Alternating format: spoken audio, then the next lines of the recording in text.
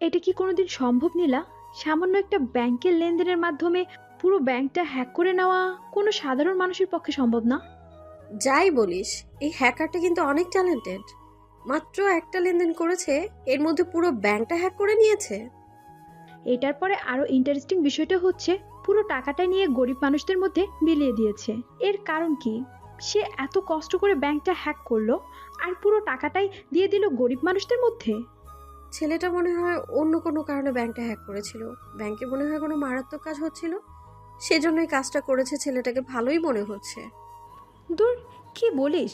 ব্যাংকের মালিকের অবস্থা দেখতে পাচ্ছিস না? ব্যাংকের মালিক একদম রাস্তায় বসে গেছে। এখন পুলিশ তাকে খুঁজছে, সে লুকিয়ে বেড়াচ্ছে। এখন সে কিভাবে মানুষের সামনে যাবে? একজন মানুষের ক্ষতি করে কোনোদিন ভালো কাজ করা ঠিক না। আচ্ছা, এইসব বিষয় নিয়ে আমাদের চিন্তা না করলেও চলবে। এখন ক্লাসের সময় হয়ে গেছে, চল ক্লাসে চল যাই। প্রথম দিন এসে যদি লেট করি তাহলে আমাদেরকে তো ভার্সিটি থেকে বের করে দিবে।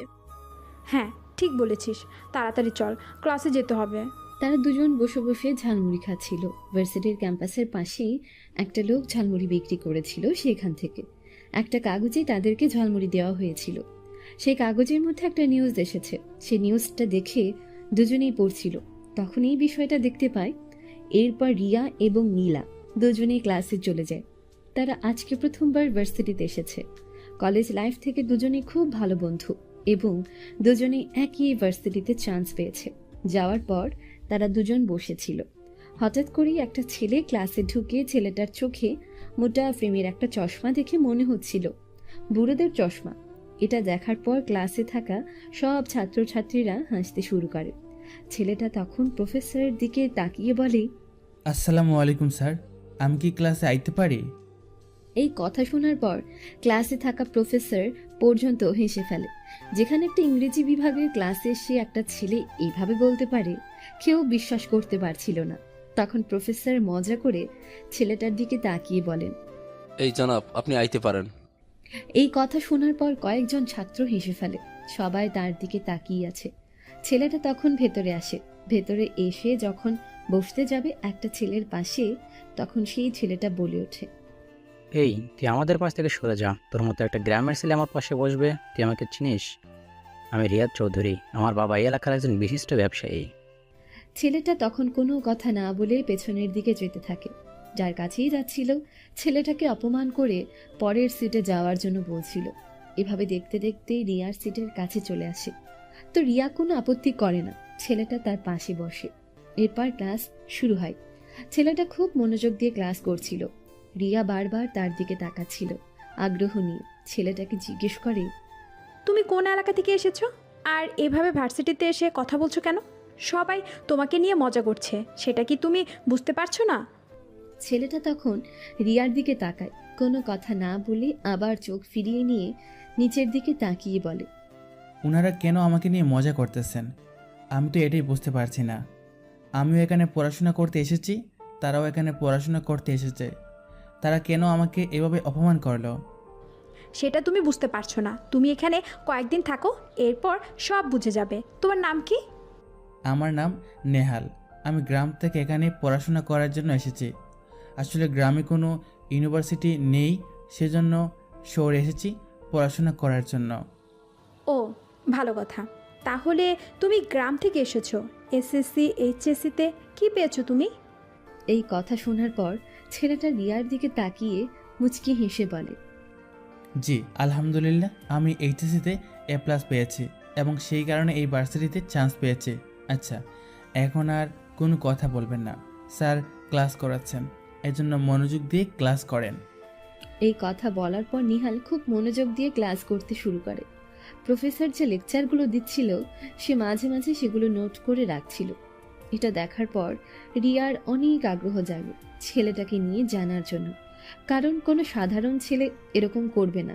যার পড়াশোনার প্রতি বিশেষ আগ্রহ রয়েছে সে এরকম করতে পারে। এরপর ক্লাস শেষ হয়। তারা সবাই একসাথে বের হয়। বাইরে ক্যাম্পাসে যাওয়ার পর ছেলেটার দিকে তাকিয়ে বলে, নেহাল, তুমি কালকে থেকে চশমাটা খুলে আসবে আর ভালো কাপড় পরে আসবে। এইভাবে আসলে সবাই তোমাকে নিয়ে মজা করবে। তুমি কি বুঝতে পারছো না? তোমার পোশাক আশাকের জন্য সবাই তোমাকে নিয়ে মজা করতেছে। তখন ছেলেটা এমনভাবে তাকিয়ে থাকে রিয়ার দিকে যেন মনে হয় অনেক বড় একটা অন্যায় কাজ করে ফেলেছে। তখন নিহাল রিয়ার দিকে তাকিয়ে বলে, আমি যেই পোশাকে এসেছি এটা আমার ঐতিহ্যবাহী পোশাক এবং এটা আমি পরে আসব। আমি কোনো স্মার্ট ছেলেদের মতো পোশাক পরতে চাই না, কারণ আমি এখানে পড়াশোনা করতে এসেছি, স্টাইল দেখানোর জন্য নয়। আমি বুঝতে পারছি না তোমার ব্যাপারটা, কিন্তু এখানে পড়াশোনা করতে হলে তোমাকে স্মার্ট হতে হবে, কারণ এখানে সবাই তোমাকে অপমান করবে।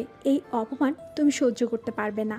তাই তোমাকে বলছি, যদি এই অপমান থেকে বাঁচতে চাও তাহলে ভালো পোশাক পরে কালকে থেকে ভার্সিটিতে আসবে, চশমাটা সরিয়ে ফেলবে।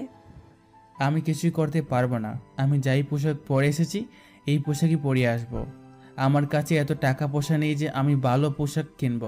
আর ওনারা আমাকে বারবার অপমান করেন, এতে আমার কিছু মনে করার নেই, কারণ তারা স্মার্ট লোক, তারা আমাকে অপমান করতেই পারেন। রিয়া ছেলেটার দিকে তাকিয়ে থাকে।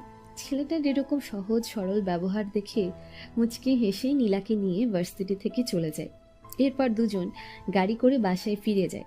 যখন গাড়িতে করে বাসায় ফিরছিল তখন নীলা বলে, ছেলেটা কিন্তু দেখতে অনেক বেশি সুন্দর, কিন্তু এরকম পোশাকের কারণে তাকে মানে একদম বাজে দেখাচ্ছিল। যদি একটু স্মার্ট পোশাক পরতো তাহলে ছেলেটাকে অনেক সুন্দর দেখাতো। হ্যাঁ, সেটাই আমি ওকে বোঝানোর চেষ্টা করেছিলাম, কিন্তু ছেলেটা অনেক সহজ সরল এবং ভালো, সেটা আমি বুঝতে পেরেছি। এরকম পোশাক আশাক পরেই সে প্রতিদিন ভার্সিটিতে আসবে। এরপর তারা দুজন বাসায় ফেরে। ওদিকে নিহাল তার একটা ছোট্ট রুমে চলে যায়, সেখানে সে থাকার ব্যবস্থা করেছে। অন্যদিকে রিয়াদ নিজের বাসায় চলে যায় একটু বসে তার বন্ধু বান্ধবের সাথে আড্ডা দেওয়ার জন্য। যখন একটা ক্লাবে যায় তখন তারা সবাই মিলে মদ আর আড্ডাতে ব্যস্ত হয়ে যায়। তখন হঠাৎ করে একটা ছেলে তাদের সামনে আসে। মুখের মধ্যে কালো মাস্ক দেখে মনে হচ্ছিল অনেক ভয়ঙ্কর ছেলেটা। তখন তাদের কাছে এসে মারতে শুরু করে। তারা কিছুই বুঝতে পারছিল না। তখন রিয়াদ ছেলেটার দিকে তাকিয়ে বলে, এই তোর কত বড় সাহস, তুই আমার গায়ে হাত তুলেছিস? আমার আব্বু যদি এই বিষয়টা জানতে পারে তাহলে তোকে শেষ করে দিবে। তুই কেন আমাকে মারছিস? আমার সাথে তোর কিসের এত শত্রুতা? ছেলেটা কিছু না বলে তাদেরকে মারতে শুরু করে। কিছুক্ষণ মারার পর তাদেরকে একদম মাটিতে শুইয়ে দিয়ে তাদের উপর একটা কাগজ ছুঁড়ে দিয়ে সেখান থেকে চলে যায়। আর রিয়াদ তখন কাগজটা হাতে নিয়ে পড়তে শুরু করে। সেই কাগজে লেখা ছিল, ভার্সিটি একটা শিক্ষাঙ্গন এবং সেটা একটা পবিত্র জায়গা। এই জায়গায় এরকম বড়লোকি স্বভাব দেখালে হয় না। সবাই সেখানে শিক্ষা অর্জনের জন্য আসে, সেই জন্য শিক্ষা অর্জনের প্রতি মনোযোগ দাও। যদি আরেকদিন ভার্সিটিতে কারোর সামনে এরকম খারাপ ব্যবহার করো তাহলে কিন্তু একদম শেষ করে দেব। রিয়াদ এই কথাটা পড়ার পর মাথা কাজ করা বন্ধ করে দেয়। তার মানে কি ওই ছেলেটা এরকম কাজ করেছে? কিন্তু এটা কিভাবে সম্ভব? তখন সে তার বন্ধু আবিরের দিকে তাকিয়ে বলে, আবির, এটা কি কোনোদিন হতে পারে? ওই ছেলেটা কি এরকম কোনো কাজ করতে পারে? আমার তো ছেলেটাকে দেখে এরকম ভয়ঙ্কর মনে হলো না। ওই ছেলেটা এরকম কাজ কোনোদিন করতে পারে না।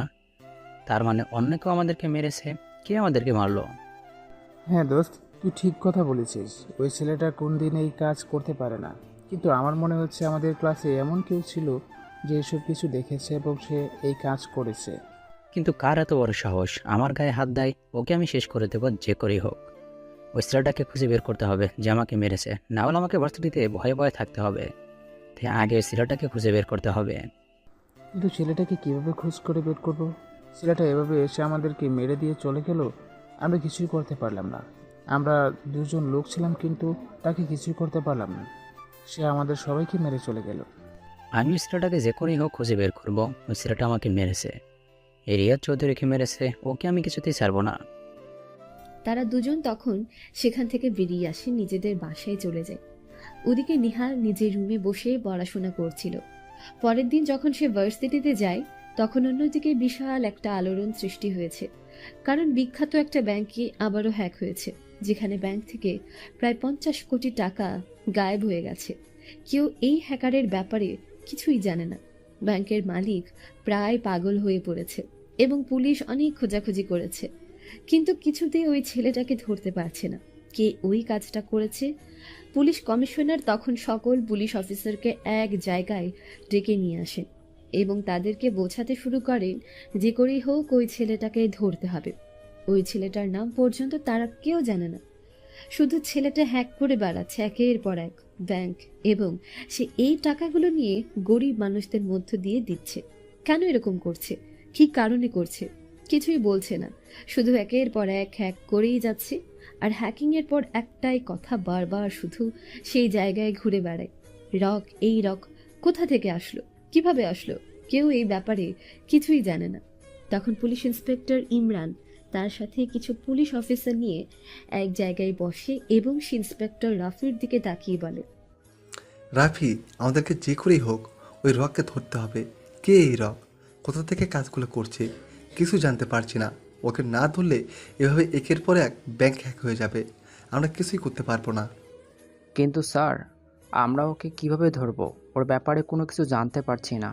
আমাদের যত উন্নত প্রযুক্তি আছে সবগুলো ব্যবহার করে দেখেছি, কিন্তু কিছুতেই তার ব্যাপারে কোনো কিছু জানা যাচ্ছে না। সে কোথা থেকে কাজগুলো করেছে সেটাও জানতে পারছি না। কিন্তু এর আগে আমাদেরকে জানতে হবে সে কেন কাজগুলো করছে, এই কাজের পেছনে তার উদ্দেশ্য কী। সে টাকাগুলো নিয়ে নিজের কাছে রাখছে না গরিব মানুষদের মধ্যে দিয়ে দিচ্ছে, এর কারণ কি, সব বিষয় আগে আমাদেরকে জানতে হবে। কিন্তু স্যার, আমরা কিভাবে জানবো সে এমনভাবে কাজগুলো করে যে এটা আমাদের ধরাছোঁয়ার বাইরে? আমরা কিছুতেই তার ব্যাপারে কোনো ইনফরমেশন জোগাড় করতে পারছি না। সে কোনো কীভাবে করে কেউ জানে না।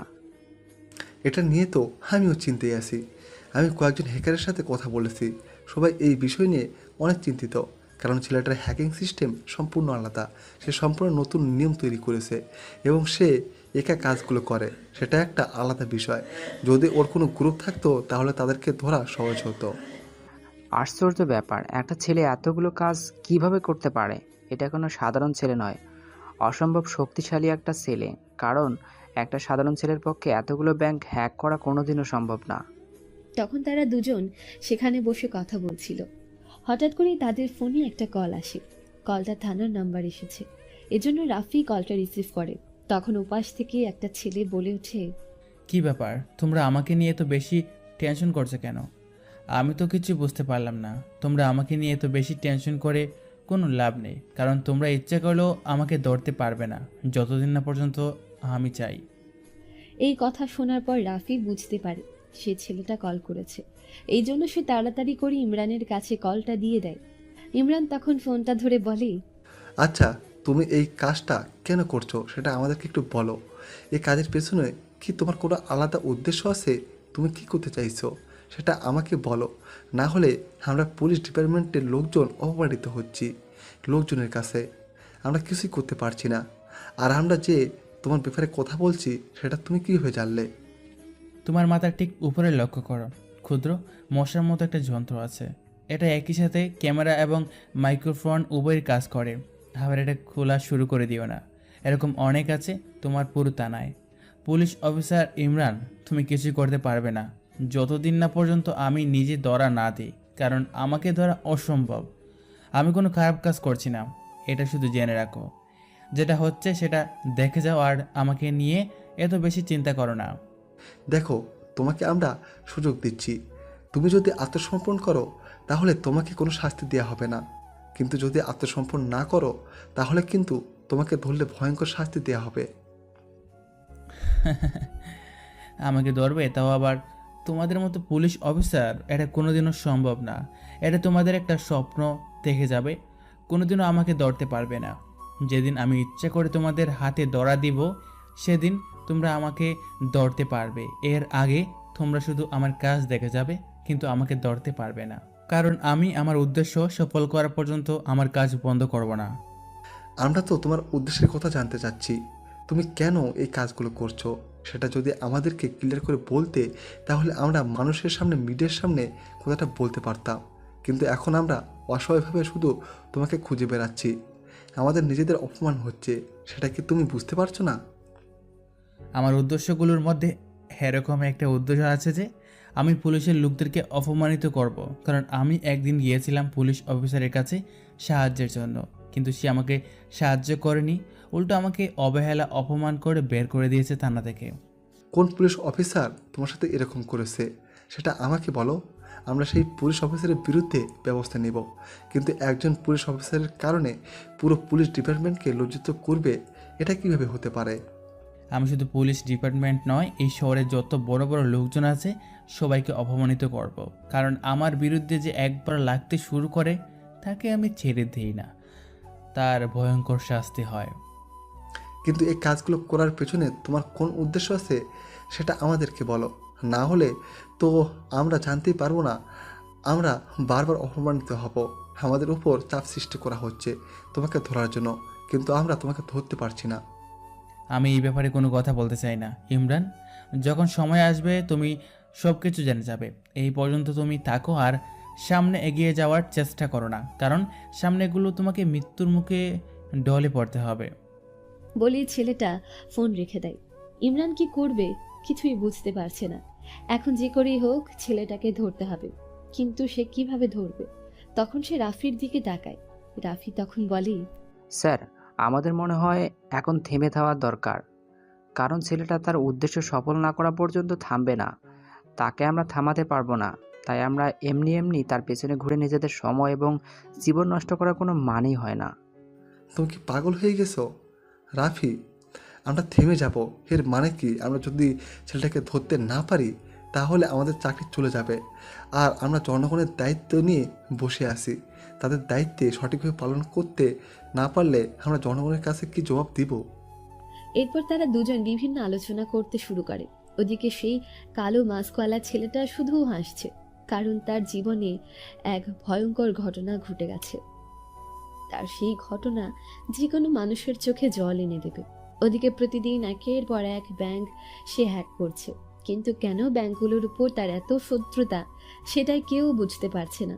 কেন সে শুধুমাত্র ব্যাংক হ্যাক করে এবং বিভিন্ন বড় বড় নেতাকর্মীকে হত্যা করে? এর পেছনে কারণ কি সেটা কেউ জানতে পারছে না। বিভিন্ন মিডিয়া চ্যানেল এই নিয়ে নিউজ করছে, কিন্তু সবাই তাকিয়ে আছে পুলিশের দিকে। কিন্তু পুলিশ কিছুই করতে পারছে না, কারণ সে নিজের কাজের কোনো প্রমাণ রাখে না। ওদিকে নেহাল ভার্সিটিতে গিয়ে বসে আছে একা একা, কারণ তার কোনো বন্ধু বান্ধব কেউ নেই। কেউ তার সাথে ঠিকমতো কথা বলে না। একটু পর সেখানে রিয়া আসে। রিয়া এসে দেখে নিহাল বসে আছে, কারোর সাথে কোনো কথা বলছে না, চুপচাপ বসে আছে। তখন সে গিয়ে নিহালের পাশে বসে বলে, কি ব্যাপার নেহাল, এভাবে একা একা বসে আছো কেন? সবাই গল্প করতেছে, তুমি একা একা বসে আছো, বুঝলাম না। আমার সাথে গল্প করার কেউ নেই, আমি একা এখানে বসে আছি। কেউ আমার সাথে বন্ধুত্ব করতে চায় না, সবাই আমাকে অবহেলা করে। আমি কারোর সাথে বন্ধুত্ব করতে পারছি না। আপনার সাথে বান্ধবী কোথায়? ও আজকে আসেনি, তার বাড়িতে কোনো একটা ঝামেলা হয়েছে, ও কালকে আসবে। তুমি চাইলে আমার বন্ধু হতে পারো।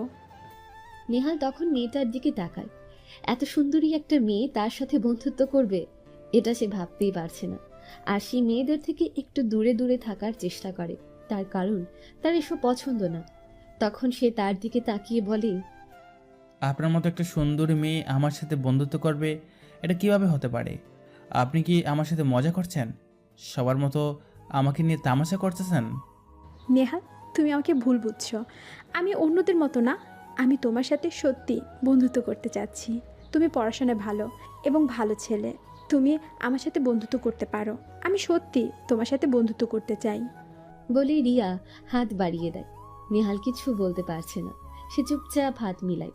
এরপর রিয়া হাসতে হাসতে বলে, এখন থেকে কিন্তু আমি আর তোমাকে তুমি করে বলতে পারবো না, কারণ আমি আমার বন্ধুদেরকে তুই করে কথা বলি, তুমিও আমাকে তুই করে বলবে। এই আপনি এটা অনেক অপরিচিত মনে হয়, তাই তুই করে বলার চেষ্টা করবে।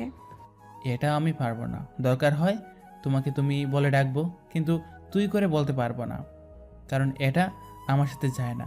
আমি সবসময় এইসব কথা বলা থেকে দূরে থাকার চেষ্টা করি, তাই আমি তোমাকে তুমি করে বলবো। এতে যদি কোনো আপত্তি হয় তাহলে আমি বন্ধুত্ব করতে চাই না।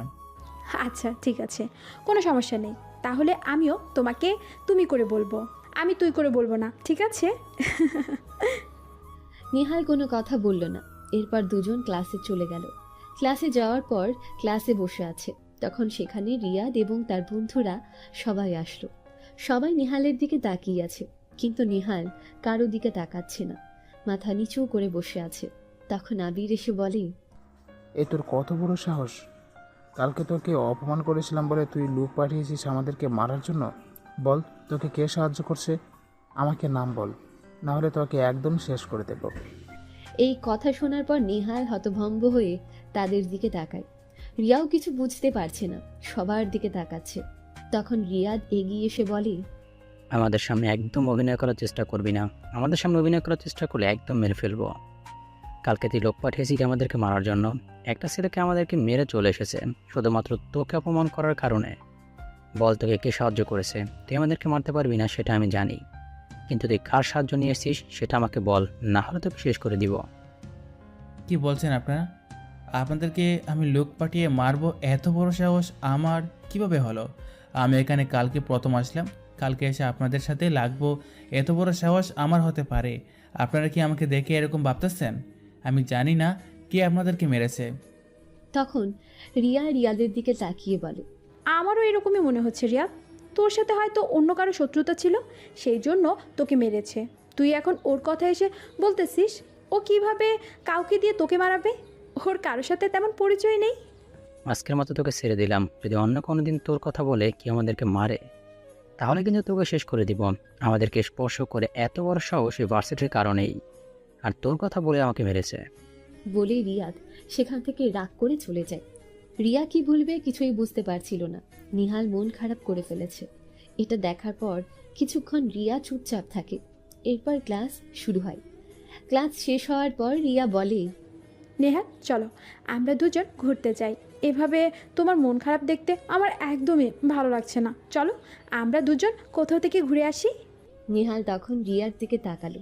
এরপর সহজ সরল ভাষায় বলল, কি বলছেন? আপনাদের ঘোরাঘুরি মানে তো অনেক টাকা পয়সার ব্যাপার, কিন্তু আমার কাছে কোনো টাকা পয়সা নেই। আমার পরিবারে কেউ নেই, সেজন্য আমাকে কেউ টাকা পয়সা দেয় না। আমার নিজেকে টাকা ইনকাম করতে হয়। আমি টিউশনি করিয়ে টাকা যা পাই তা দিয়ে আমার বাড়ি ভাড়া আর খাওয়া দাওয়া চলে যায়। আমার কাছে কোনো টাকা নেই। রিয়া তখন এই কথা শোনার পর নিহালের দিকে তাকিয়ে থাকে। ছেলেটা কত সহজ সরল ভাষায় কথা বলে। তখন সে নিহালের দিকে তাকিয়ে বলে, আরে তুমি এরকম ভাবতেছো কেন? আমি কি তোমাকে একবারও টাকা পয়সার কথা কিছু বলেছি? আমি তোমাকে ঘুরতে নিয়ে যাব, চলো। আর এত টাকা পয়সার কথা চিন্তা করতে হবে না, চলো আমার সাথে। বলে রিয়া আমাকে টানতে টানতে নিয়ে গেল। আমি শুধু তার দিকে তাকিয়ে আছি। সে আমার হাত ধরে আছে। আমার শরীরে একটা বৈদ্যুতিক শক লাগতেছে। আমি বুঝতে পারছি না কেন এরকম হচ্ছে আমি শুধু তার দিকে অবাক দৃষ্টিতে তাকিয়ে আছি। সে আমাকে নিয়ে একটা পার্কে ঘুরতে গেল। চারপাশটা নির্জন, কাপড়রা হাত ধরে ঘোরাঘুরি করতেছে। এটা দেখার পর আমি লজ্জায় মাথা নিচু করে ফেললাম। তখন সে আমার দিকে তাকিয়ে বলল, আমি মনে হয় ভুল করে ফেলেছি তোমাকে এই জায়গায় এনে।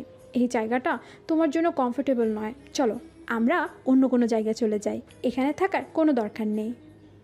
এই কথা শোনার পর নিহাল মাথা নাড়িয়ে হ্যাঁ বোধক সম্বোধন করলে তারা দুজন চলে গেল গাড়িতে করে একটা নদীর ধারে। সেখানে গিয়ে দুজন বসে রইল। তারপর রিয়া বলল, দেখো নেহাল, পরিবেশটা কত সুন্দর। চারপাশে কোনো মানুষের আনাগোনাও নেই। পরিবেশটা কত নিশ্চুপ, কত প্রবাহমান। নেহাল তখন কোনো কথা বলছে না, শুধু নদীর দিকে তাকিয়ে আছে। সে হয়তো উপভোগ করার চেষ্টা করছে বিষয়টা। পাশে যে একটা সুন্দরী মেয়ে বসে তার দিকে তাকিয়ে কথা বলছে, এটা তার খেয়ালই নেই। তখন সে হঠাৎ করেই বলে ওঠে, এই শহরের ঝানঝটের মধ্যে এই জায়গাটা কিভাবে এত নিশ্চুপ হলো? শহরে আসার পর থেকে দেখতেছি চারদিকে শুধু অহংকার আর মারামারির খেলা। এখানে কিভাবে মানুষ বাস করে? ঠিক বলেছ, এই পরিবেশটা সত্যি খুবই মারাত্মক। এই চারপাশের এত মানুষ, এত যানজট, সব কিছু কেমন জানি দম বন্ধ করে দেয়। মানুষ কিভাবে এই জায়গায় বাঁচতে পারে? আমি তো একদম দম বন্ধ হয়ে মারা যাব এমন অবস্থা। আমি এখানে আসতে চাইছিলাম না। আমার বাবা মা আমাকে নিয়ে অনেক বড় একটা স্বপ্ন দেখেছিলেন। আমি একদিন অনেক বড় একজন চাকরিজীবী হব। আমার একটা সরকারি চাকরি হবে। আমি আমার বাবা মায়ের দুঃখ ভুলিয়ে দেব। কিন্তু আমার বাবা মা মারা গেলেন। এজন্য চেষ্টা করে যাচ্ছি তাদের স্বপ্ন পূরণ করার জন্য। নেহাল, তুমি অনেক ভালো একটা ছেলে। তুমি পড়াশোনায় অনেক ভালো, সেই জন্য তুমি চেষ্টা করে যাও। একদিন তোমার বাবা মায়ের স্বপ্ন তুমি নিশ্চয়ই পূরণ করতে পারবে। তোমার ব্যাপারে তো কিছুই বলে না। তোমার বাবা মা সবাই আছেন তো? হ্যাঁ আলহামদুলিল্লাহ আমার বাবা মা দুজনেই বেঁচে আছেন এবং দুজনেই আমাকে অনেক ভালোবাসেন। আমার বাবা এই এলাকার একজন সম্মানিত এমপি মিস্টার রফিক চৌধুরী। এই কথা শোনার পর নেহাল কিছুক্ষণ নিস্তব্ধ হয়ে তাকিয়ে থাকে। সে কি বলবে কিছুই বুঝতে পারছে না। তখন সে সেই জায়গা থেকে উঠে চলে যেতে চায়। তখন রিয়া বলে, কি হয়েছে নেহাল, তুমি আমার বাবার কথা শুনে এখান থেকে উঠে যেতে চাইছো কেন? কি সমস্যা হয়েছে বলো আমাকে। নেহাল তখন কোনো কথা বলছে না, চুপচাপ নদীর দিকে তাকিয়ে আছে। এরপর নদীর দিকে তাকিয়ে রিয়াকে বলে, তুমি এই এলাকার একজন এমপির মেয়ে, তোমার সাথে আমার বন্ধুত্ব যায় না। কেউ যদি এভাবে দেখতে পায় আমাদেরকে তাহলে সবাই খারাপ ভাববে। তুমি তোমার বাসায় ফিরে যাও, এখানে থাকার কোনো দরকার নেই। তোমার বাবা জানতে পারলে এই বিষয়টা নিয়ে খারাপ ভাববেন। তুমি এটা কি করে বলতে পারলে নেহাল? তুমি আমার বাবাকে চেনো না। আমার বাবা এরকম মানুষ নন। তিনি আমাকে সব সময় স্বাধীনতা দিয়ে এসেছেন। আমার যেরকম ইচ্ছা সেরকম চলাফেরা করতে পারি, কোনো দিন আমাকে বাধা দেননি। তোমার সাথে বন্ধুত্ব রেখেছি বলে যে আমার বাবা আমাকে খারাপ কথা বলবে, না, এটা কোনো দিনও হতে পারে না। তুমি এটা কিভাবে চিন্তা করতে পারলে? রিয়া, আমি তোমার বিষয়টা বুঝতে পারছি, কিন্তু বর্তমান সমাজে এটা চায় না। আমার স্ট্যাটাস আর তোমার স্ট্যাটাস সমান নয়। তুমি অনেক বড় পর্যায়ের লোকজনদের মধ্যে একজন, আর আমি সাধারণ একটা ছেলে। তুমি আমার সাথে বন্ধুত্ব রাখতে গিয়ে তোমার আপনজনকে হারাতে হবে। তাই তুমি আমার সাথে বন্ধুত্ব না রাখাটাই ভালো। তোমার ধারণা সম্পূর্ণ ভুল নেহাল। তুমি যেটা ভাবছো সেটা নয়। আমার বাবা কোনো দিন আমাকে বাধা দিবে না। এই ব্যাপারে তুমি নিশ্চিন্তে থাকতে পারো, চিন্তা করো না। বাবা আমাকে সব রকম স্বাধীনতা দিয়েছেন। আমি ইচ্ছা করলে যে কারোর সাথে বন্ধুত্ব করতে পারতাম, কিন্তু আমি তোমাকে ভালো ছেলে ভেবে তোমার সাথে বন্ধুত্ব করেছি এবং এটা আমি একটা সঠিক সিদ্ধান্ত নিয়েছি, সেটা আমি জানি। নিহাল অনেক বোঝানোর চেষ্টা করে রিয়াকে, কিন্তু রিয়া কিছুতেই বুঝতে চায় না। এরপর তারা দুজন কিছুক্ষণ গল্প করে, সেখান থেকে চলে আসে। নেহাল বাসায় ফিরে কি করবে কিছুই বুঝে উঠতে পারছে না। এমপির মেয়ের সাথে সে কোনোদিন বন্ধুত্ব করতে পারবে না, কারণ এটা তাদের জীবনের জন্য একটা গুরুত্বপূর্ণ ভূমিকা পালন করবে। পরে এই সমস্যা তারা কোনোদিন সমাধান করতে পারবে না। ওদিকে রিয়া বাসায় গিয়ে চিন্তা করতে থাকে, নিহালের কথা, ছেলেটা কত সহজ সরল, কত ভদ্র ভাষায় কথা বলে। এই ছেলেটার মতো ছেলে হয় না। ওইদিকে সেই কালো মাস্কওয়ালা হ্যাকার রক বসে বসে হাসছিল, কারণ এখন থেকে সে আর কারো সামনে লুকিয়ে কোনো কাজ করবে না। এখন থেকে সে যা করবে সেটা জানিয়ে করবে। সেজন্য পুলিশ উপকমিশনার রায়হান মির্জার কাছে কল করে। রায়হান মির্জা এই বিষয়টা খুব ভালো করেই জানেন। তিনিও অনেক চেষ্টা করে যাচ্ছেন এই হ্যাকারকে ধরার জন্য, কিন্তু কিছুতেই ধরতে পারছেন না। হঠাৎ করে তিনি একটা অপরিচিত নাম্বার দেখে ফোন রিসিভ করেন। তখন সেই ছেলেটা বলে, হ্যালো মিস্টার, কেমন আছেন? এই ছেলে, কে তুমি? আর তুমি এভাবে কল করে আমাকে ভালো মন্দ জিজ্ঞাসা করছো? আমার গুরুত্বপূর্ণ সময় নষ্ট করতেছো তুমি। তুমি কি জানো তুমি কার কাছে কল করেছো? হ্যাঁ, আমি ভালো করেই জানি, এবং আপনাদের গুম হারাম করে দেওয়ার সেই মানুষটি আমি, যাকে খোঁজার জন্য আপনাদের গুম হারাম হয়ে গেছে, সেই রক আমি। এই কথাটা শোনার পর রায়হান মির্জা তাড়াতাড়ি করে তার পাশে থাকা তার অ্যাসিস্ট্যান্টকে বলে কল কোথা থেকে এসেছে সেটা লোকেশন ট্র্যাক করার জন্য। এটা খুব সাবধানতার সাথে করেছিলেন, কিন্তু পাশ থেকে রক বলে ওঠে, বলো এই কাজ করবেন না, কারণ এই কাজ করে কোনো লাভ হবে না, এমনি সময় নষ্ট হবে। আমার লোকেশন আপনারা কোনোদিনও পাবেন না। আমার লোকেশন ট্র্যাক করা অসম্ভব, কারণ আমি সম্পূর্ণ প্রাইভেট নাম্বার থেকে কল করি এবং এই নাম্বার ট্র্যাক করা অসম্ভব। সেজন্য এই নাম্বার দিয়ে কল করি। কেন, কি হয়েছে? তুমি কেন এতগুলো খুন করলে আর এত টাকা লুটপাট করছো?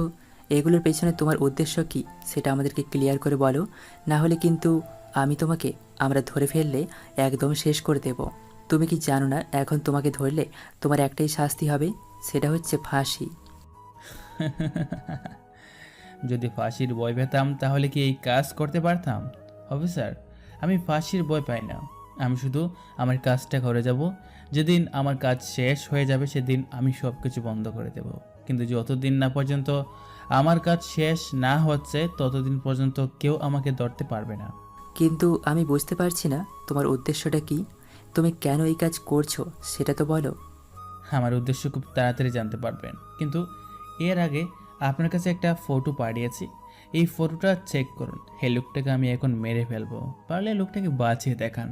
দেখি আপনাদের কত পাওয়ার। পুলিশ কমিশনার তখন তাড়াতাড়ি করে নিজের ফোন চেক করে দেখে এই এলাকার একজন বিশিষ্ট ব্যবসায়ী আলতাফ চৌধুরীর ছবি। এটা দেখার পর তিনি চিৎকার করে বলেন, এই ছেলে, তুমি কি পাগল হয়ে গেছো? তুমি আলতাফ চৌধুরীকে খুন করবে? মানে তোমার কি মাথা নষ্ট হয়ে গেছে? উনি অনেক কত বড় মাপের একজন ব্যবসায়ী। ওনাকে খুন করার পর পুরো দেশে আলোড়ন সৃষ্টি হয়ে যাবে। আমি তো সেটাই চাই, কিন্তু আপনি চিন্তা করবেন না। আলতাফ চৌধুরীকে মারার পেছনে আমার একটা উদ্দেশ্য আছে। আমার টার্গেট আর মাত্র 4 জন মানুষ বাকি আছে। 4 জনের মধ্যে আজকে আলতাফ চৌধুরীকে শেষ করলে পরে 3 জন বাকি থাকবে। সেই 3 জনকে খুন করার পর আমি সবার সামনে এসে ধরা দেব। তুমি এই কাজ করো না, তোমার কাছে আমি রিকোয়েস্ট করছি। এই কাজ করার পর পুলিশের মান সম্মান সব কিছু নষ্ট হয়ে যাবে। ভুলেও চৌধুরী সাহেবকে মারবে না। আমার টার্গেট থেকে কেউ বাঁচতে পারবে না। তাকে মারার টার্গেট তো আমি নিয়ে ফেলেছি। সে আমার হাত থেকে কোনো দিন বাঁচতে পারবে না। তাই আমাকে মিথ্যা রিকোয়েস্ট করে কোনো লাভ নেই, কারণ আলতাফকে মরতে হবে। বলে ছেলেটা ফোন রেখে হাসতে শুরু করে, কারণ এখন আলতাফ চৌধুরীকে মারতে হবে। আলতাফ চৌধুরী নিজের বাসায় বসেছিল। প্রতিদিন তার একটা রুটিন আছে। সে যখন ঘুমাতে যায় তখন 1 গ্লাস দুধ খেয়ে ঘুমায়, এবং সেটা রক খুব ভালো করেই জানত। সেজন্য তার কাজের লোক সেজে সে দুধের মধ্যে বিষ মিশিয়ে চলে এসেছে। পুলিশ তখন তাড়াতাড়ি করে চলে যায় আলতাফ চৌধুরীর বাসায়। আলতাফ চৌধুরী এত পুলিশ দেখে জিজ্ঞাসা করেন, অফিসার, কি হয়েছে এই সময় আপনারা আমার বাসায়? কোনো দরকার? সর্বনাশ হয়ে গেছে। একটা হ্যাকার এই কয়েকদিন থেকে ব্যাংক হ্যাক করছিল। সে আজকে আপনাকে মারার জন্য এখানে আসবে। সেই জন্য আমরা আপনাকে নিরাপত্তা দেওয়ার জন্য এখানে চলে এসেছি। এই কথা শোনার পর আলতাফ চৌধুরী অনেক বেশি ভয় পেয়ে যান। তিনি কি করবেন কিছুই বুঝতে পারছিলেন না। তখন পুলিশ কমিশনারের দিকে তাকিয়ে বলেন, কি বলছেন? আমাকে মেরে ফেলবে ওই ছেলেটা? শুনেছি অনেক ভয়ঙ্কর, আমাকে মেরে ফেলবে। প্লিজ আমাকে বাঁচান, এখন আমি কি করব? আপনি ভয় পাবেন না, আপনি নিজের রুমে গিয়ে শুয়ে পড়ুন। আমি আমার টিম নিয়ে আপনার পুরো বাড়িতে নিরাপত্তা দেওয়ার ব্যবস্থা করতেছি। আলতাফ চৌধুরী তখন ভয়ে ভয়ে বিছানার কাছে যান, গিয়ে দুধ খেয়ে ঘুমিয়ে পড়েন। কিছুক্ষণের মধ্যে তার শরীরে অসুবিধা করতে শুরু করে। তিনি চিৎকার করছেন, কিন্তু এই সময় খুবই স্বল্প পুলিশ কমিশনার সহ সবাই তাকে বাঁচানোর জন্য উপরে যায়। তাকে ধরে যখন হসপিটালে নিয়ে যাওয়া হবে এর আগেই তিনি মারা যান। সঙ্গে সঙ্গে তার ফোনে একটা কল আসে। কি বলেছিলাম পুলিশ কমিশনার, আমার টার্গেট থেকে কেউ বাঁচতে পারবে না। যাকে আমি একবার টার্গেট করে ফেলি সে আমার হাতে মরতে হবে। তাই তাকে বাঁচানোর মিথ্যা চেষ্টা করে কোনো লাভ হবে না। রাশকেল, তোকে আমি বলেছিলাম ওনাকে না মারতে। তুই কেন মেরেছিস ওনাকে? বল আমাকে, তোকে আমি ছাড়বো না। একবার যদি তোকে আমি আমার হাতের কাছে পাই তাহলে তোকে শেষ করে দেব। আমাকে মারতে গেলে তোমাদের মতো পুলিশ অফিসারকে আরেকবার জন্মাতে হবে। সে আমাকে মারার মিথ্যার চেষ্টা করে কোনো লাভ নেই। শুধু অপেক্ষা করতে থাকো। আর মাত্র 3 জন মানুষ, এই 3 জন মানুষকে মারতে পারলেই সব কিছু সমাধান হয়ে যাবে। বলি ছেলেটা ফোন রেখে দিয়ে হাসতে শুরু করে। হাসতে হাসতে সে তার কম্পিউটারের সামনে গিয়ে বসে। আজকে তার কাজের গতি যেন আরো দ্বিগুণ হয়ে গেছে, কারণ মূল টার্গেটের 4 জন, সেই 4 জনের মধ্যে একজনকে মারতে পেরেছে। আর মাত্র 3 জন বাকি। তার কম্পিউটার থেকে আলতাফ চৌধুরীর ছবিটা ডিলিট করে দেয়, কারণ এসব মানুষের ছবি তার কম্পিউটারে রাখতে চায় না। এরপর সে কম্পিউটারে কাজ করতে শুরু করে। এই একটা কম্পিউটার তার জীবনের মোড় পাল্টে দিয়েছে। পুরো 33টা ব্যাংক হ্যাক করেছে সে, কিন্তু এখন পর্যন্ত কোনো পুলিশ তাকে ধরতে পারেনি। কত উন্নত প্রযুক্তির ব্যবহার করেছে পুলিশ তাকে ধরার জন্য, কিন্তু কিছুতেই ধরতে পারেনি। এরপর সে কম্পিউটারের দিকে তাকিয়ে তার বাবা মায়ের ছবি বের করে। এরপর তাদের দিকে তাকিয়ে বলে, বাবা মা, তোমরা কোনো চিন্তা করো না। তোমাদের খুনিদের আমি শাস্তি দেব। আমি যতদিন না পর্যন্ত তোমাদের খুনিদেরকে শাস্তি না দিতে পারছি ততদিন পর্যন্ত আমার শান্তি নেই। আমি ওদেরকে শেষ করে দিব। কিন্তু বাবা, আমি কিভাবে ওদেরকে শাস্তি দেব? লাস্ট যাকে শাস্তি দেব তাকে শাস্তি দেওয়ার পর তো আমি নিজেও কষ্ট পেয়ে যাব। তাকে কিভাবে শাস্তি দিব আমি? ওদিকে একে একে 7 দিন চলে যায়, কিন্তু এই 7 দিনের ভেতর রক নামের ছেলেটা কোনো প্রকার খারাপ কাজ করেনি। এদিকে এই 7 দিনের ভেতর রিয়া এবং নেহালের মধ্যে খুব ভালো বন্ধুত্ব হয়ে গেছে। রিয়া নেহালকে ছাড়া কিছুই বুঝতে পারে না। নেহালের সেই সহজ সরল ব্যবহার তাকে মুগ্ধ করে ফেলেছে, কিন্তু নেহালের সামনে দাঁড়িয়ে কিছু বলতে পারে না। সে রুমের মধ্যে বসেছিল। তখন তার বাবা রফিক চৌধুরী তার সামনে এসে বলে, আম্মু কি করতেছো? এইভাবে বসে আছো কেন? দেখে তো মনে হচ্ছে চিন্তায় আছো। কেন এত চিন্তা করতেছো? রিয়া কোনো কথা বলছিল না, সে চুপচাপ তার বাবার দিকে তাকিয়েছিল। কিছুক্ষণ পর তার বাবা আবার বলে, কি হয়েছে মামুনি? আমাকে বলো। কোনো সমস্যা হলে বাবাকে বলো, বাবা এটা সমাধান করার চেষ্টা করবে। কিন্তু তোমাকে এরকম চিন্তিত দেখে আমি নিজেকে সামলাতে পারছি না। কি হয়েছে বলো। বাবা, আমার কিচ্ছু হয়নি, তুমি কোনো চিন্তা করো না আমাকে নিয়ে। আমি এমনি বসেছিলাম। তুমি যাও, তোমার তো এখন ঘুমানোর সময়। এখানে দাঁড়িয়ে কি করতেছো? তাড়াতাড়ি যাও। এরপর বাবা আমার রুম থেকে চলে গেলেন। আমি তখন চুপচাপ শুয়ে আছি। আমার রুমে কিছুই ভালো লাগছে না। আমি কেন নেহালের প্রতি এত আকৃষ্ট হয়ে গেলাম? তাকে এখন দেখতে অনেক বেশি ইচ্ছা করছে। আমি ওর প্রেমে পড়ে গেছি, সেটা আমি খুব ভালোভাবেই বুঝতে পারছি। আমি যে ওর প্রতি ভয়ঙ্করভাবে আকৃষ্ট। কেউ একজন বলেছিল, ভালোবাসার টানে মানুষ যে কোনো কিছু করতে পারে। ভালোবাসতে হলে কোনো কারণের প্রয়োজন হয় না। নেহালের মধ্যে কী এমন দেখলাম যার জন্য আমি নেহালের প্রতি এতটা পাগল হয়ে গেলাম? এর পেছনে কী কারণ আছে? তখন আবার আমার মনে পড়ল, ভালোবাসার জন্য কোনো কারণের প্রয়োজন হয় না। যেখানে কেউ বর্ণনা করতে পারবে যে আমি এই কারণে তাকে ভালোবাসি, সেখানে কোনো ভালোবাসা থাকতে পারে না। কারণ ভালোবাসা হচ্ছে এমন একটা অনুভূতি যা ভাষায় বলে প্রকাশ করার মতো নয়। ভালোবাসা হচ্ছে আবেগের পাগলামি। ভালোবাসা হচ্ছে অন্যের মধ্যে নিজের ছায়া দেখা। ভালোবাসা হচ্ছে এমন একটা অনুভূতি যেই অনুভূতি কারোর সামনে প্রকাশ করা যায় না। কেউ যদি বলে যে এই কারণে আমি তাকে ভালোবাসি, তাহলে বুঝবেন সে আপনাকে ভালোবাসে না, তার আপনাকে ভালো লাগে। কারণ ভালো লাগার কারণ বর্ণনা করা যায়, কিন্তু ভালোবাসার কোনো কারণ বর্ণনা করা যায় না। অনেক সময় আমরা দেখতে পাই কালো ছেলেরা বা কালো মেয়েরা পর্যন্ত অনেক সুন্দর সুন্দরী ছেলে মেয়েদের প্রেমে পড়ে যায় এবং তারাও সেই প্রেমে আকৃষ্ট হয়ে যায়। এখন একবার চিন্তা করে দেখুন তো, সেই কালো ছেলেটা কিভাবে একটা সুন্দরী মেয়ের প্রেমে পড়ল? বা সে কি নিজের অবস্থান জানে না? অথচ সেই সুন্দরী মেয়েটা কিভাবে সেই কালো ছেলেটার প্রেমে পড়ল? সে কি নিজের অবস্থান জানে না? এটার দ্বারাই প্রমাণ হয় যে ভালোবাসার জন্য কোনো কারণের প্রয়োজন হয় না। ভালোবাসার জন্য রূপের প্রয়োজন হয় না। ভালোবাসার জন্য প্রয়োজন হয় একটা মনের সাথে আরেকটা মনের সংমিশ্রণ। যখন একজন আরেকজনের অনুভূতি বুঝতে পারে, যখন একজন আরেকজনের চিন্তা চেতনার মধ্যে ঢুকে যায়, তখন সেটাকেই বলে ভালোবাসা। এখন আমি কিছুতেই থাকতে পারবো না, নেহালকে দেখতেই হবে। সেই জন্য আমি নেহালের কাছে ভিডিও কল করলাম। নেহাল তখন রুমের মধ্যে বসেছিল। হঠাৎ করে রিয়া তাকে ভিডিও কল করলো। এটা দেখার পর নেহাল মুচকি হাসি দিল, কারণ তারও রিয়াকে দেখতে অনেক বেশি ইচ্ছা করছিল। তখন সে কল রিসিভ করে।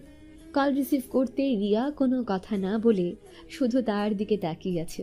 এটা দেখার পর নেহাল বলল, কি ব্যাপার রিয়া, কি হয়েছে? তুমি এভাবে আমার দিকে তাকিয়ে আছো কেন? নেহাল, কালকে তুমি তাড়াতাড়ি ভার্সিটিতে চলে আসবে। তোমাকে আমি কিছু কথা বলতে চাই, এই জন্যে ফোন করেছিলাম। কি এমন কথা যে এত রাতে ফোন করে বলতে হবে? কোনো গুরুত্বপূর্ণ বিষয় নাকি? বলো আমাকে। এটা আমি ফোনের মধ্যে বলতে পারবো না, কালকে তোমার সাথে দেখা হলে এটা বলবো। এখন কি করতেছো? এই তো বসে বসে বই পড়তেছিলাম, তুমি হঠাৎ করে ফোন করলে। আচ্ছা ঠিক আছে, তাহলে এখন রাখি। আচ্ছা ঠিক আছে, তাহলে তাড়াতাড়ি ঘুমিয়ে যাও, কালকে সকাল সকাল চলে আসবে। তোমাকে আমি কিছু গুরুত্বপূর্ণ কথা বলবো। এরপর নেহাল তাড়াতাড়ি করে ফোন কেটে দেয়। তার কোনো গুরুত্বপূর্ণ কাজ আছে হয়তো।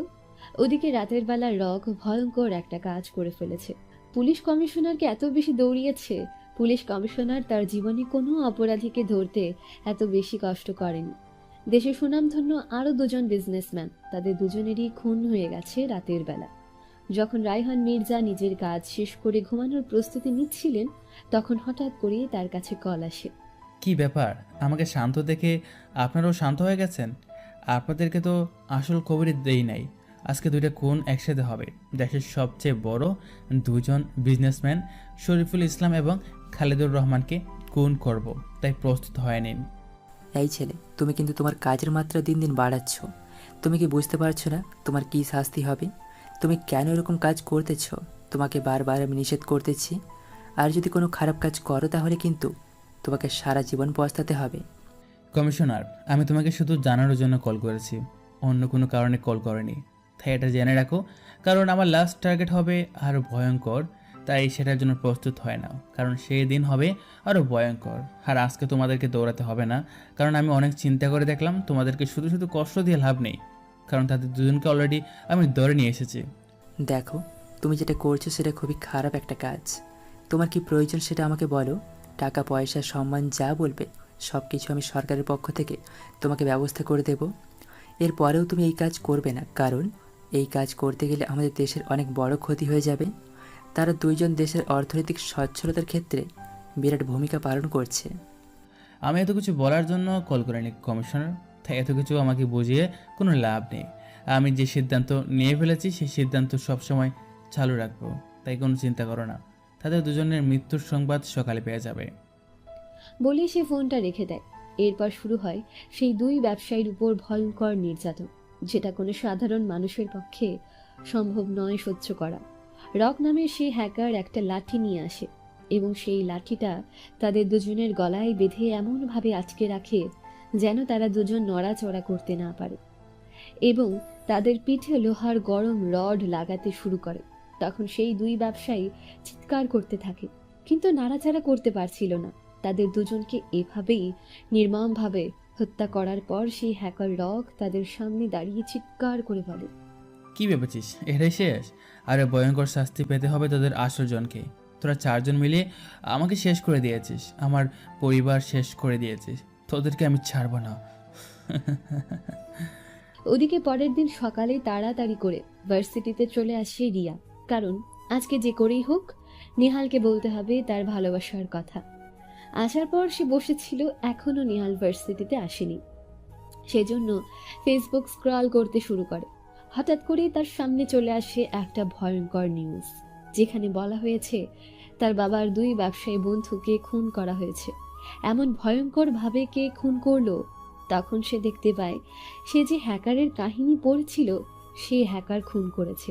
এটা পড়ার পর সে আশ্চর্য হয়ে তাকিয়ে থাকে কিছুক্ষণ।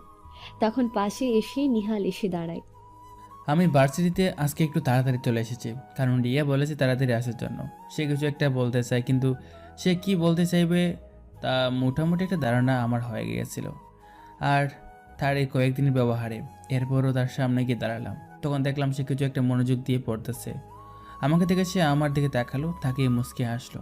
আর সেই ভুবন ভোলানো হাসি দেখে আমি পুরো পাগল হয়ে গেছে।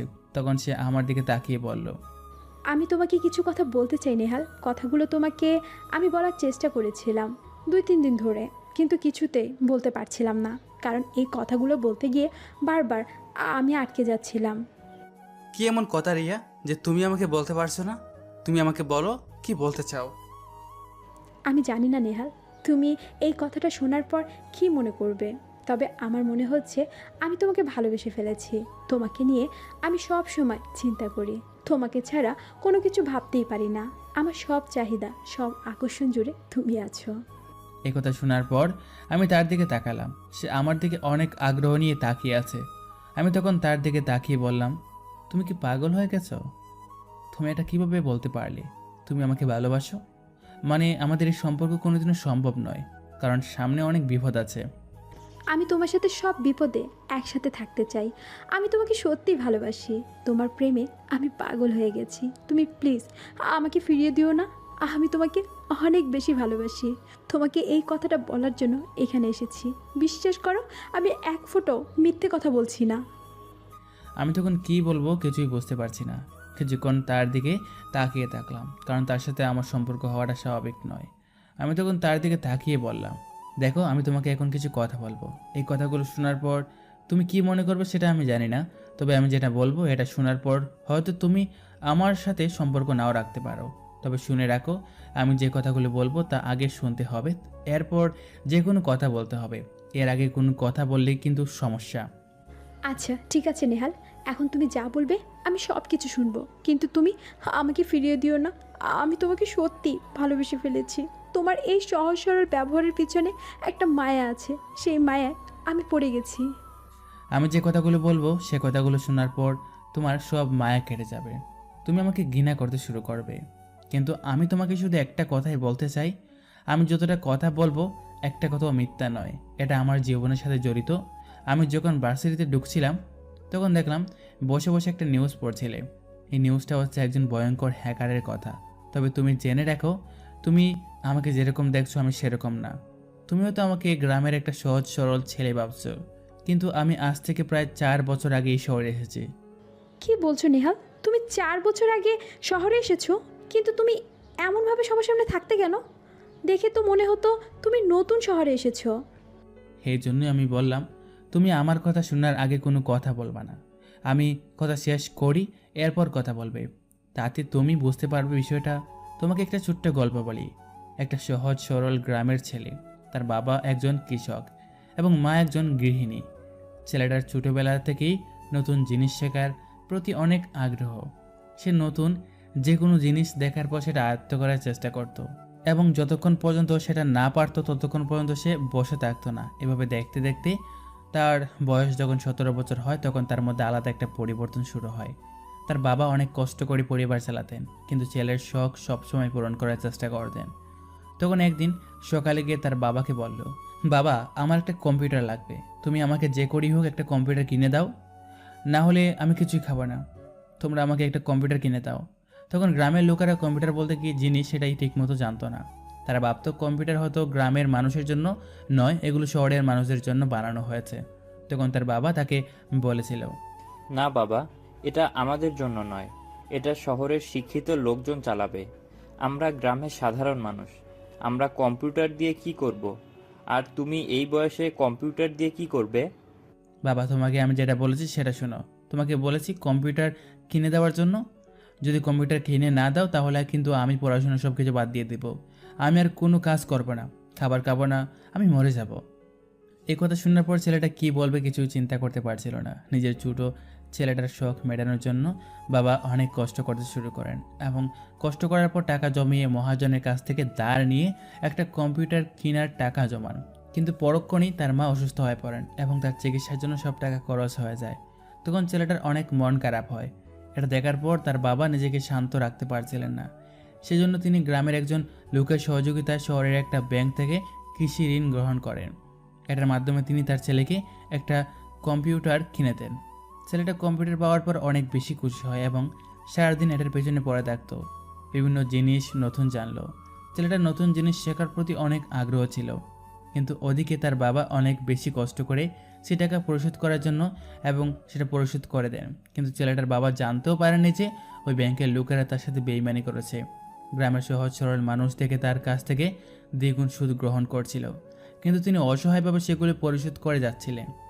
যেই লোকটা সহযোগিতায় ঋণ এনেছিলেন সে ব্যাংকে টাকা জমা দেওয়ার কথা বলে টাকাগুলো আত্মসাৎ করে নিত।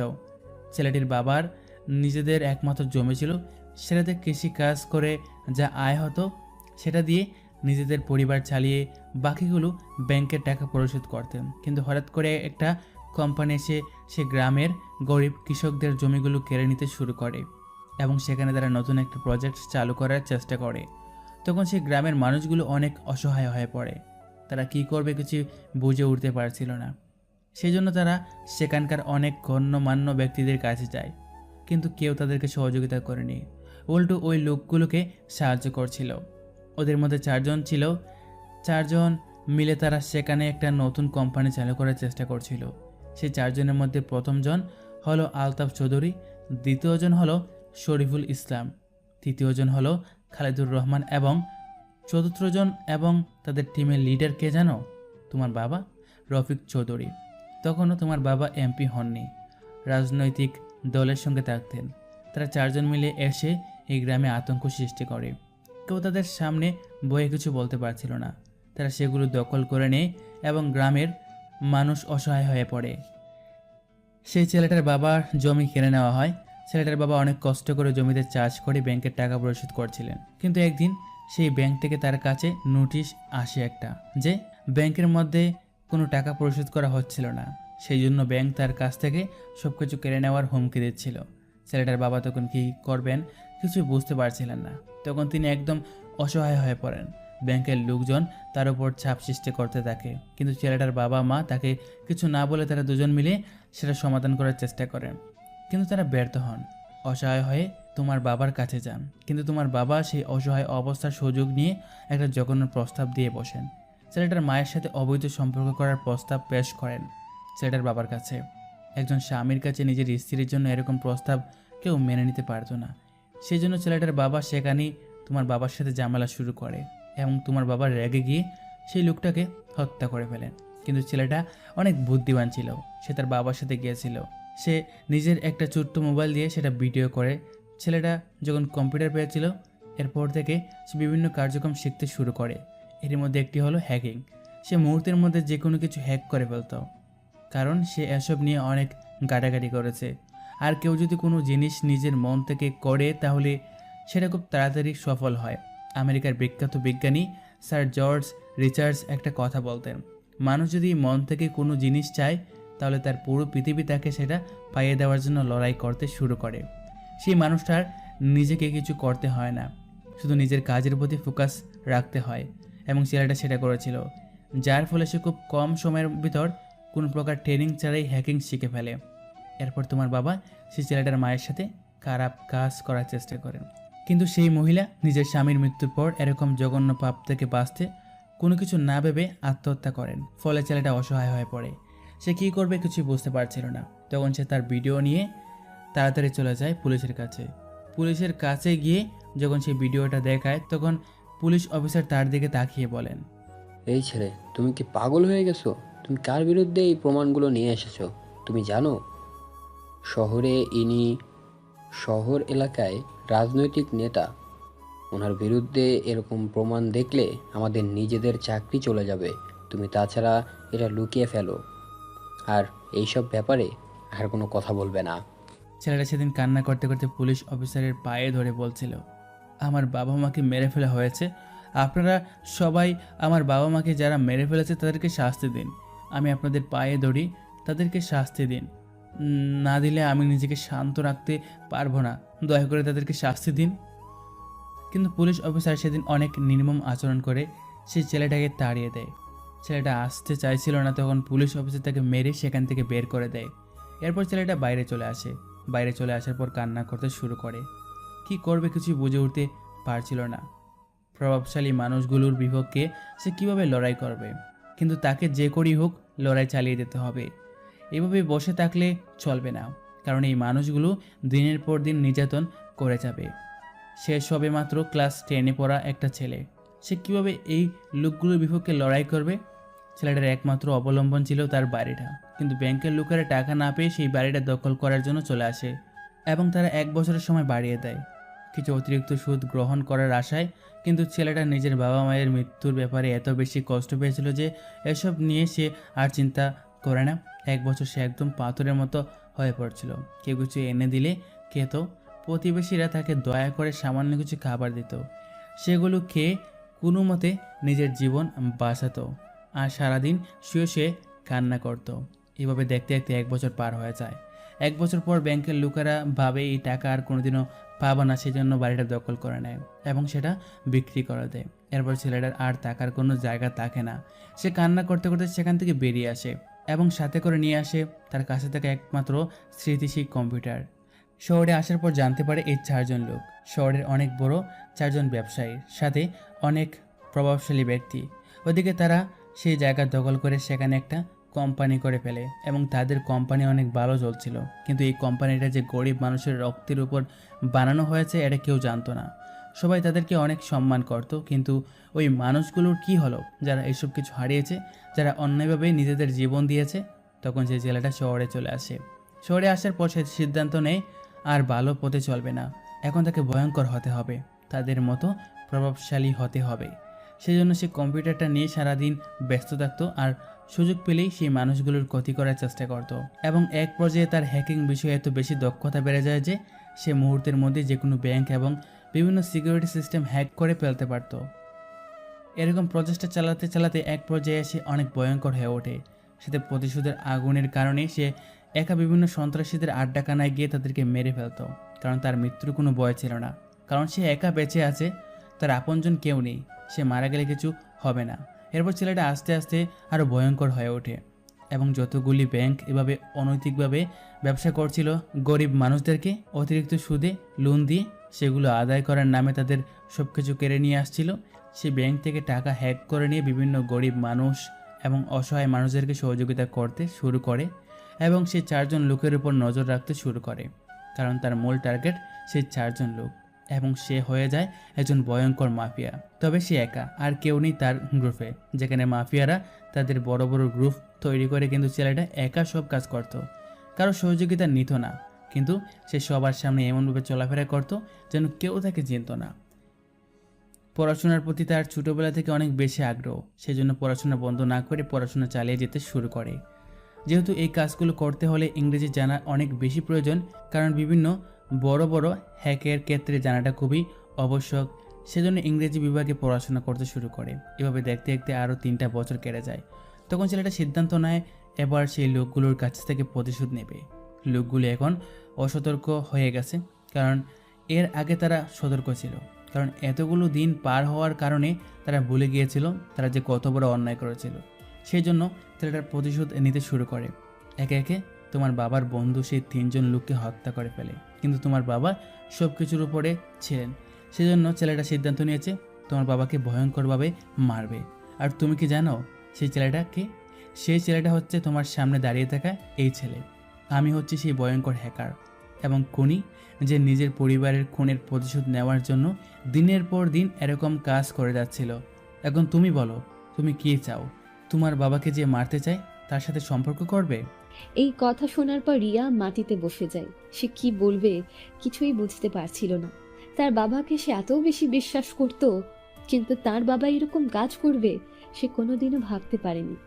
তখন সে নিহালের দিকে তাকিয়ে বলে, আমি তোমাকে বিশ্বাস করি নেহাল, তুমি যে কথাগুলো বলছো সেটা সত্যি বলছো। তোমার কান্না দেখেই সেটা বুঝতে পারছি, কিন্তু আমি বিশ্বাস করতে পারছি না আমার বাবা এই কাজ করতে পারে। তাহলে তুমি আমার সাথে চলো, তোমার সব কথা বিশ্বাস আমি করাবো। তোমার বাবাকে অলরেডি আমি দৌড়ে ফেলেছি। আমি এখানে দাঁড়িয়ে তোমার বাবাকে দৌড়ে ফেলেছি, কারণ তোমার বাবা একটা সিক্রেট পার্টিতে যায় যেখানে অনেক বিদেশি লোকজন থাকে এবং সেখানে বিভিন্ন সুন্দরী মেয়েদেরকে রাস্তা থেকে কিডন্যাপ করে নিয়েও যাওয়া হয় এবং সেই মেয়েগুলোকে ছেড়ে দেওয়া হয় সেই বিদেশি জানোয়ারদের হাতে। কিন্তু কোনো সাধারণ মানুষ এই পার্টিতে অংশগ্রহণ করতে পারে না, কারণ সেই পার্টি যে জায়গায় হয় সেই জায়গায় একটা ইলেকট্রনিক দরজা আছে, সেই দরজা ইলেকট্রনিক পাসওয়ার্ড দেওয়া। সেই পাসওয়ার্ড কেউ কোনোদিনও ব্যাংকের ভিতরে ঢুকতে পারে না, কিন্তু আমি সেটা হ্যাক করে ফেলছি এবং সেটার পাসওয়ার্ড আমি নিচে পাল্টে দিয়েছি। এখন তারা ভিতর থেকে বের হতে পারবে না। তাই চলো আমার সাথে, তুমি দেখতে পাবে তোমার বাবার কর্মকাণ্ড। যদি এটা সত্যি হয় তাহলে আমি নিজে আমার বাবার কাছ থেকে দূরে সরে আসব। কোনো জঘন্য মানুষের মেয়ে হয়ে বাঁচতে চাই না আমি।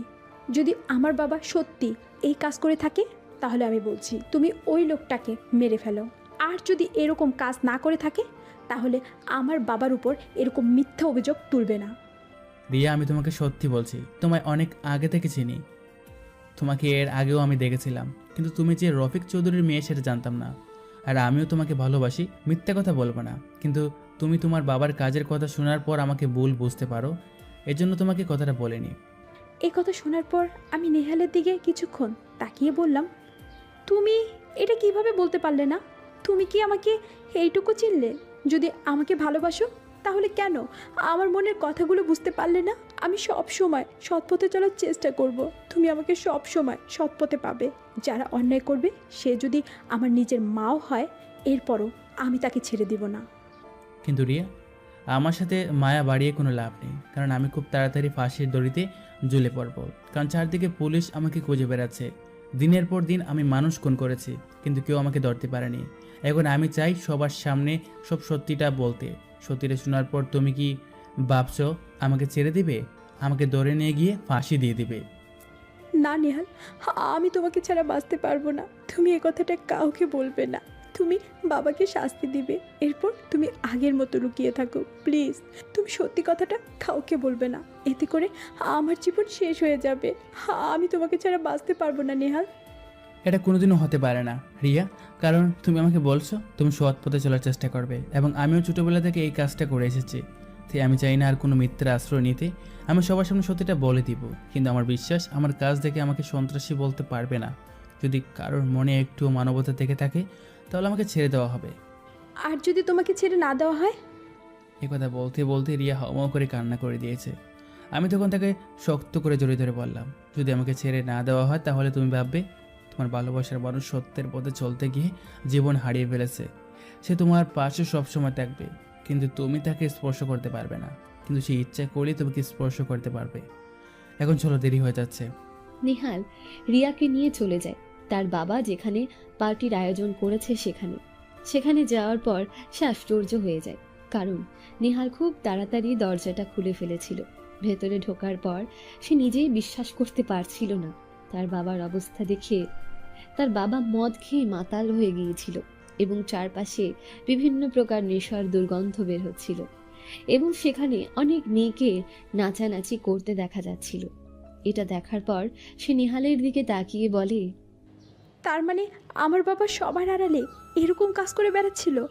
আমি তোমাকে বলছি, তুমি ওই লোকটাকে শাস্তি দাও, যে শাস্তি ওই লোকটার প্রাপ্য, তাকে ওই শাস্তি দাও। আমি ওই লোকটাকে নিজের বাবা বলে পরিচয় দিতে চাই না। ওকে তুমি শেষ করে দাও, না হলে আমার হাতে বন্দুক দাও, আমি এই লোকটাকে শেষ করে দেব। এই কথা শোনার পর আমি রিয়াকে বসিয়ে দিয়ে রিয়ার বাবার কাছে গেলাম, গিয়ে তার মাথায় বন্দুক ধরালাম। এটা দেখার পরেই রফিক চৌধুরী আমার দিকে তাকালো। আমি তাকে কিছু বলতে না দিয়ে তার মুখের ভিতর বন্দুকটা ধরালাম। কিছুক্ষণ বসে রইলাম, কারণ এখনও মিডিয়ার লোকজন আসা বাকি, কারণ মিডিয়ার লোকদের সামনে আমি এই কাজটা করতে চাই। প্রায় 5 মিনিট পর সবাই চলে আসলো, সবাই ভিডিও করতেছে। আমি তখন সবার সামনে তার মুখে গুলি করে দিলাম এবং সঙ্গে সঙ্গে তার জিহ্বা সহ পুরো মুখটা তছনছ হয়ে গেল। সবাই এটা ভিডিও করছিল এবং এমপির এরকম জঘন্য কাজের কথা সবার সামনে প্রকাশ করছিল। তখন সেখানে পুলিশ চলে আসে। আমি তখন পুলিশ অফিসার ইমরান, রাফি এবং পুলিশ কমিশনারের দিকে তাকিয়ে বলি, অফিসার, আপনাদের সাথে আমি অনেক দিন ধরে অনেক খারাপ ব্যবহার করেছি, তবে আজ আমি আপনাদের কাছে আত্মসমর্পণ করলাম। আমি কোনো ভুল কাজ করিনি, তবে প্রতিশোধ নেওয়ার চেষ্টা করতে গিয়ে আমি অনেক বড় বড় খুন করেছি। আমাকে শাস্তি দিন, আমি সব শাস্তি মাথা পেতে নেব। এই কথা শোনার পর পুলিশ কমিশনার নেহালের দিকে তাকিয়ে থাকে, এরপর বলেন, আমার জীবনে আমি অনেক অপরাধ ধরেছি, কিন্তু কোনো অপরাধীকে ধরতে গিয়ে আমার হাত পা কাঁপেনি। কিন্তু তোমাকে ধরতে গিয়ে আমার নিজেরই কষ্ট হচ্ছে। তুমি যে কাজটা করেছো সেটা সমাজের জন্য অনেক ভালো একটা কাজ করেছো। সমাজ থেকে কয়েকটা কীটপতঙ্গকে তুলে ফেলেছো, এটা তুমি অনেক ভালো কাজ করেছো। তবে তোমাকে আমি কথা দিচ্ছি, আমি তোমার ব্যাপারে সুপারিশ করব যাতে তোমাকে মুক্তি দিয়ে দেওয়া হয়, কিন্তু আইন নিজের হাতে তুলে নেওয়ার কারণে তোমাকে শাস্তি পেতে হবে। আমি তখন তার দিকে তাকিয়ে বললাম, আমাকে যে শাস্তি দেওয়া হবে সেটা আমি মাথা পেতে নেব, আপনারা কোনো চিন্তা করবেন না। এরপর আমি নেহালের কাছে গেলাম, গিয়ে বললাম, তুমি কোনো চিন্তা করো না নেহাল, আমি সব সময় তোমার পাশে আছি। তুমি সব সময় চাইলে আমাকে স্পর্শ করতে পারবে, আমাকে দেখতে পারবে না, শুধু অনুভব করবে। সব ভালোবাসা যে একে অপরকে পাওয়ার মাধ্যমে পূরণ হয় এটা তো হয় না। কিছু ভালোবাসা আছে যেগুলো অপ্রত্যাশিত থেকে যায়, অদৃশ্য রয়ে যায়। সেগুলোর মধ্যে আমাদের ভালোবাসাকেও যোগ করে নিও। তবে আমি অপেক্ষা করব, যতদিন প্রয়োজন হয় করব। বিশ্বাস রাখলাম তোমাকে নিশ্চয়ই পাবো। নেহালকে তখন জেলের মধ্যে নিয়ে যাওয়া হয়, এরপর তাকে আদালতে তোলা হয়। কিন্তু এদিকে রিয়া এবং নেহাল যে সাধারণ মানুষদেরকে সহযোগিতা করেছিল, সবাই মিলে প্রতিবাদ করতে শুরু করে নেহালের মুক্তির জন্য। তখন আদালত এই বিষয়টা লক্ষ্য করে এবং নেহালের সর্বদিক পর্যবেক্ষণ করে এবং পুলিশ কমিশনার তার জন্য সুপারিশ করে। তখন আদালত নেহালকে আইন নিজের হাতে তুলে নেওয়ার জন্য 11 মাসের কারাদণ্ড দেয় এবং বাকি অপরাধ ক্ষমা করে দেয়, কারণ সে যাদেরকে শাস্তি দিয়েছিল তারা সমাজের সবচেয়ে নিকৃষ্টতম মানুষগুলোর এক একজন ছিল। এরপর নেহালকে নিয়ে যাওয়া হয় কারাগারে। এভাবে দেখতে দেখতে চোখের পলকে 11টা মাস কেটে যায়। আজ নেহালের মুক্তি, পুরো দেশের মিডিয়া তার দিকে তাকিয়ে আছে। নেহাল যখন জেল থেকে বের হচ্ছিল তখন সাধারণ মানুষ তাকে বরণ করে নেওয়ার জন্য এগিয়ে এসেছে, কিন্তু নেহালের দু চোখ অন্য একজন মানুষকে খুঁজছে। সে আর কেউ না, তার ভালোবাসার মানুষ রিয়া। তখন সে সামনের দিকে তাকায়, রিয়া দাঁড়িয়ে আছে একটা ফুলের মালা নিয়ে। তখন সে এগিয়ে যায়, রিয়া তখন তাকে মালাটা পরিয়ে জড়িয়ে ধরে বলে, সত্যিকারের ভালোবাসা কোনোদিন হারিয়ে যায় না, সেটা অদৃশ্য নয়, সেটা দৃশ্যমান। সেটা আমি প্রমাণ করে দেখিয়েছি। এবং আমাদের ভালোবাসার মতো যত ভালোবাসা আছে সবগুলো পূর্ণতা পাবে একদিন, এটা নিশ্চিত থাকতে পারো। তুমি ঠিক কথা বলেছো রিয়া, যদি ভালোবাসা সত্য হয় এবং সেটার মধ্যে যদি কোনো অতিরিক্ত চাহিদা না থাকে, তাহলে সেটা নিশ্চয়ই পূর্ণতা পাবে। তবে সেটা আমাদের সমাজে বর্তমান পাওয়াটা এরকম গুপ্তধন পাওয়ার মতো হবে। তবে সবাই যে ব্যর্থ হয় এমনটা বলা যাবে না। আমাদের মতো অনেকেই আছে যারা সত্যিকারের ভালোবাসা পেয়ে যায়। তবে এখন থেকে কথা দিচ্ছি, আমার এই প্রতিভাকে আমি ভালো কাজে লাগাবো এবং সমাজের মানুষদের সহযোগিতা করার চেষ্টা করব। এরপর তারা দুজন বাসায় ফিরে যায় এবং পরের দিন দুজন বিয়ে করে নেয়। নেহালকে নিয়ে বিভিন্ন মিডিয়া নিউজ করে এবং নেহালের প্রতিভা সম্পর্কে সবার ধারণা আছে। সেজন্য একটা সুসংবাদ তার জন্য আসে। বাংলাদেশ সরকারের সাইবার ইউনিটে তাকে চাকরির জন্য বলা হয় এবং সে এটা করার জন্য রাজি হয়। আসলে আমাদের সমাজের কিছু মানুষ আছে যারা সমাজটাকে ধ্বংস করে দেওয়ার জন্য উঠে পড়ে লেগেছে। তাদের অত্যাচারের কারণে সমাজে আজ মানুষ ঠিকমতো দাঁড়াতে পারে না। অসহায় মানুষেরা কিছু বলতেও পারে না, আবার সহ্যও করতে পারে না। এইরকম কিছু জানোয়ারদের কারণে আজ সমাজটা অন্ধকার এক মরুভূমিতে পরিণত হয়েছে। সেই মরুভূমির মধ্যে এমন কিছু মানুষের প্রয়োজন যারা সমাজকে নতুন করে সাজাবে।